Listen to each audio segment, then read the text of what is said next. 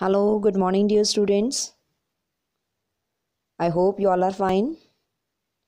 So, today we will study our next lesson. Lesson number 10, The Strange Man's Arrival. Strange क्या होता है? अजीब सा. एक अजीब सा मैन आता है कहीं पे, उसका अराइवल पे क्या हुआ वो हम डिस्कस करेंगे इसमें. उसके बारे में ये सारी स्टोरी है. हर्बर्ट जॉर्ज वेल जो था एक पोइट था, इंग्लिश राइटर, जिसने बहुत सारे नॉवेल्स राइट किए थे, स्टोरी बुक्स लिखी थी, बायोग्राफीज लिखी थी. वो बहुत ही ज़्यादा फेमस था साइंस की फिक्शन के लिए. मतलब साइंस की इमेजनरी स्टोरीज बनाता था. उसको बोला जाता था father of science fiction. The book invisible man, एक इनविजिबल नाम की एक बुक थी जो बहुत ही ज़्यादा फेमस हुई थी एंड वो वेल्स ने ही लिखी थी. Doctor Griffin who is the main protagonist of the story. Protagonist का मतलब होता है जो मेन लीड रोल प्ले करता है. स्टोरी का जो मेन पार्ट था वो ग्रिफिन, डॉक्टर ग्रिफिन था जो उसने प्ले किया था. Is a brilliant research scientist who discover the method of invisibility. Invisibility क्या होती है? जब हमें कोई चीज़ दिखाई नहीं देती. तो वो उस चीज़ के लिए फेमस थी. ब्रिलियंट रिसर्च थी, बहुत ही बढ़िया रिसर्च थी वो. However he is unable to reverse the process. कहते कि वो चीज़ इनविजिबल तो होगी बट इनविजिबल से वापस रिवर्स प्रोसेस में नहीं आई चाहिए. फिर भी वो बहुत ज़्यादा ब्रिलियंट रिसर्च मानी गई थी. An enthusiastic of the random and irresponsible violence, Griffin has become an iconic character. तो बहुत ही ज़्यादा मतलब आइकॉनिक कैरेक्टर, मतलब आकर्षित खींचने वाला एक कैरेक्टर बन गया था उस टाइम पे. Okay, now let's study the lesson. The stranger came early in the February on the wintry day. Though the biting wind and the driving snow over the down, he walked from the Bramblehurst railway station, carrying a little black portmanteau in his thickly gloved hand. तो एक stranger था. फरवरी के महीने में सर्दी के time पे बहुत ज़्यादा मतलब ठंड थी. बाइटिंग विंड मतलब बहुत ज़्यादा मतलब चुभने वाली ठंड थी. बहुत ज़्यादा ही ठंड बह रही थी. उस टाइम पे एक आदमी आया था. वो कहाँ से आया? ब्रैम्बलहर्स्ट रेलवे स्टेशन से. एक उसके पास एक छोटा सा लेदर का बैग था अपने हाथों में पकड़ा हुआ. थिकली ग्लव्ड हैंड, थिकली मतलब मोटे मोटे ग्लव्स उसके ऊपर चढ़े हुए थे. He was wrapped up from head to foot. The brim of his soft felt hat did every inch of his face, but the shiny tip of the nose. The snow piled up on the shoulder and chest added a white crest to the burden he carried. कहते उसका जो हुलिया था बहुत ही अजीब था. उसके ऊपर से लेके हेड से लेकर फुट तक पूरी तरीके से कवर हुआ था. Brim of the soft felt hat थी एक. उसके ब्रिम मतलब उसके किनारे जो थे हैट के वो भी मतलब उसके फेस के हर एक इंच को ढक रहे थे. और उसका जो नोज़ था वो टॉप पे शाइन कर रहा था. मतलब वहाँ पे भी कुछ लगा हुआ था. मतलब वो इनविजिबल था. जब भी वो क्लोथ रिमूव करता था तो मतलब उसका जो वो पार्ट जहाँ से क्लोथ रिमूव था वो पार्ट दिखाई नहीं देता था. ये एक ऐसी स्टोरी है जो एक्सट्रैक्ट वहाँ से निकाल के लिया हुआ है. पूरी कंप्लीट स्टोरी नहीं है ये. तो ये चीज़ थी, तभी उसने सारा का सारा पार्ट जो था अपना कवर किया हुआ था. उसके ऊपर शोल्डर के ऊपर चेस्ट के ऊपर स्नो गिरी हुई थी. वाइट क्रेस्ट बर्डन काफ़ी ज़्यादा उठाया हुआ था उसने स्नो का. मतलब ही staggered into the coach and horses more dead than alive and flung his portmanteau down.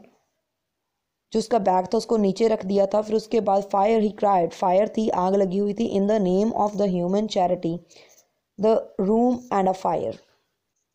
He stamped and shook the snow from himself in the bar. और एक रूम में वो चला गया था. वहाँ पे जाके ऐसे शूक करके मतलब अपने आप को हिला के अपने ऊपर जो स्नो थी उसको गिराया नीचे. And followed Mrs Hall into the guest parlour to strike his bargain. Bargain का मतलब होता है जब हम बहस करते हैं पैसे के लिए कि मैं इतने दूंगा. वो दुकानदार बोलता होता है मैं इतने दूंगा, ठीक है, इतने में लेना है. वो जो बार्गेनिंग उनके बीच में होती थी उसको बोल रहे हैं, बातचीत कर रहे थे. एक हॉल नाम की लेडी थी. तो उसने एक पार्लर चलाया हुआ था. पार्लर मतलब एक रूम रेंट पे वो देती थी. लिविंग रूम था. उसके पीछे पीछे वो गेस्ट था, वो चला गया एंड बार्गेनिंग कर रहा था वो. And with his much introduction a couple of the sovereign flung upon the table. Sovereign मतलब किंग या फिर क्वीन, ऐसा कुछ मतलब कीमती सी चीज़ कोई थी, उसने टेबल के ऊपर फेंक दी. और क्वार्टर को मतलब ऐसे जो इन था, मतलब इन का मतलब होता है होटल, तो वो उस रूम को देखने लग गया। Mrs Hall let the fire and left him while went to prepare him the meal. कहती है वो उसको छोड़ के वहाँ पे आग लगा के साइड पे, मतलब जो फायर प्लेस होती है वहाँ पे आग लगा के, क्योंकि गर्म ठंड बहुत ज़्यादा थी, तो उसको छोड़ के अपना खाना बनाने के लिए चली जाती है। The guest to stop at the Iping. Iping का मतलब यहाँ पे क्या है, एक जगह का नेम है। In the winter time was the unheard of the piece of luck. कहते कि उस टाइम के ऊपर इतनी ठंड में उस एरिया में कोई नहीं आता था, वो गेस्ट बन के उनके घर पे आया, मतलब उसके लिए एक लक लग रहा था उसको, किस्मत, मतलब कि उसको थोड़ा पैसा मिलेगा, बट वो अजीब लग रहा था थोड़ा सा कि इस मौसम में तो कोई भी नहीं आता। Let alone the guest who didn't Hegel. Hegel का मतलब क्या होता है, जो मतलब मोल भाव करने वाला, हर बात के लिए मतलब बहस करने वाला, मतलब बिना कुछ, बहुत ही कम बोलता हो, रिजर्व्ड सा नेचर था उसका। बट वो जो लेडी थी वो बहुत ज़्यादा बातें करती थी। ही रिजॉल्व टू शो हरसेल्फ वर्दी फॉर हर गुड फॉर्चून। उसको ऐसा था कि मेरी किस्मत अच्छी है जिसे इस मौसम में भी कोई जो गेस्ट है मिला है। As soon as the bargain was well under way the Millie her lymphatic aid. Aid का मतलब होता है हेल्पर, जो उसकी एक हेल्पर थी मिली नाम की, वो क्या कर रही थी, बैकून का मतलब होता है मीट, वो कुक कर रही थी उस टाइम पे। एंड बीन ब्रिस्क्ड अप, ब्रिस्क्ड मतलब क्विक, बहुत ज़्यादा फास्ट हो रही थी, जल्दी जल्दी से वो कर रही थी। शी कैरिड अ क्लोथ, उसके पास एक क्लोथ था। Plate and glasses into the parlour, place glasses लेकर वो पार्लर में जाती है, रूम में मतलब। ऑल दो the fire was burning up briskly. कहते कि फिर भी फायर जो थी वो बहुत तेजी से चल रही थी। She was supposed to see that her visitor, still wearing his hat and coat, was standing with his back to her and staring out of the window. आग जो थी कहती कि चल रही थी, बट फिर भी जो वो मैन था वो क्या कर रहा था, वहां पे स्टिल खड़ा हुआ था, विंडो की ओर देख रहा था। वो लेडी जो थी वो सरप्राइज थी, उसको ऐसे खड़ा होकर, मतलब वो कोट इतनी ठंड में, उसका जो कोट था भीगा पड़ा था उसके साथ, स्नो के साथ। और क्या हो रहा था, जैसे ही मतलब आग लगी हुई थी, वो जो स्नो थी वो मेल्ट होनी स्टार्ट हो गई थी, मेल्ट होके पानी मतलब उसके ऊपर टपक रहा था। फिर भी वो कोट पहने हुए वहीं पे ही खड़ा हुआ था, विंडो की ओर ही देख रहा था। He seem to be lost in the thought. ऐसा लग रहा था कि वो अपने ही ख्यालों में खोया हुआ है। जो स्नो थी वो उसके शोल्डर के ऊपर गिर रही थी। Shoulders were dripping upon her carpet, carpet नीचे बिछा हुआ था, उसके ऊपर ड्रॉप गिर रहे थे। Can I take your hat and coat. वो जो लेडी थी कहती कि क्या मैं तुम्हारी जो हैट है वो एंड कोट है उसको ले लूँ, she said, and dry them in the kitchen, और किचन में उसको सुखा देती हूँ। तो वो क्या बिना टर्न किए हुए बोलता है no, he said without turning. बिना टर्न किए हुए वो उसको बोलता है no. She was not sure she had heard him and was about to repeat her question. कहती वो श्योर नहीं थी उसको क्या सुना है, उसने क्या आंसर किया, पर वो दोबारा से क्वेश्चन पूछने वाली थी। तो क्या हुआ, वो जो आदमी था फिर टर्न किया। ही turn his head and looked at her over his shoulder. ऊपर से ऐसे, शोल्डर से ऊपर से ऐसे देखता है उस लेडी को। I prefer to keep them on. कहता मैं इसको पहन के रखना ही पसंद करता हूँ। ही सेड एम्फेटिकली, मतलब फॉर्मली, मतलब सीधा स्ट्रेट फॉरवर्ड होके, मतलब सीधा बोल देता है बिना मतलब कोई इमोशन के। She noticed that he wore a big blue spectacles with the side lights and had a bushy side whisker over his coat collar that completely hid his face.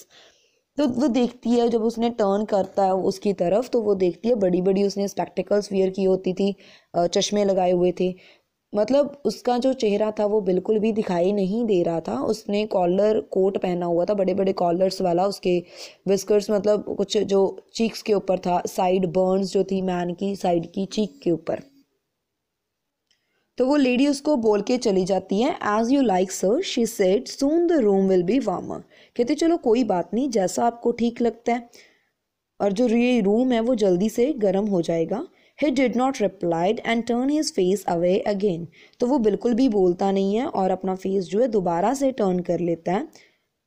Mrs. Hall, feeling that her conversational advances were ill-timed, laid the rest of table quickly and rest out of the room. कहती कि उसकी जो conversation थी वो कुछ ठीक नहीं लग रही थी, मतलब वो रिप्लाई नहीं कर रहा था, वो बोल ही नहीं रहा था कुछ भी।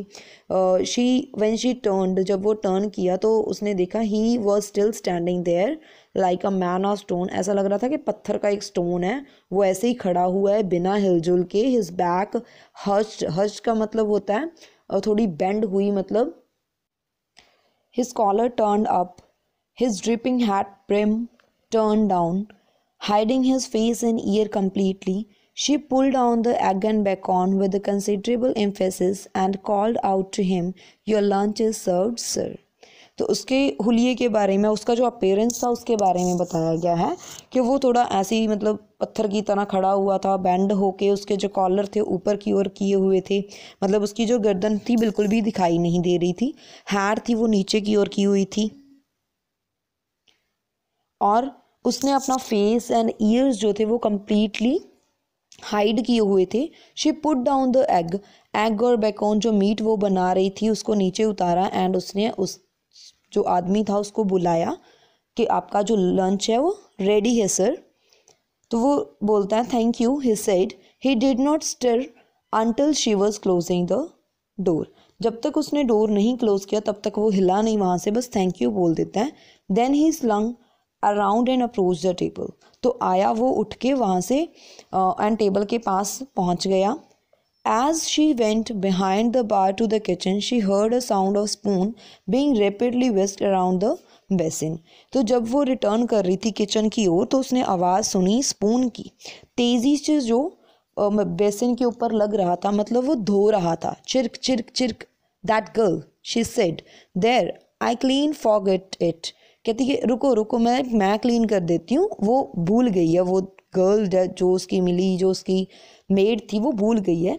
It's her being so long, इतना टाइम लगाती है ये। And while she finish mixing the mustard, mustard को मिक्स करना भी अभी ख़त्म नहीं हुआ, तो वो स्कॉल्ड का मतलब होता है डांटना। मिली को डांट रही थी धीरे धीरे। She had cooked the ham and eggs, laid the table.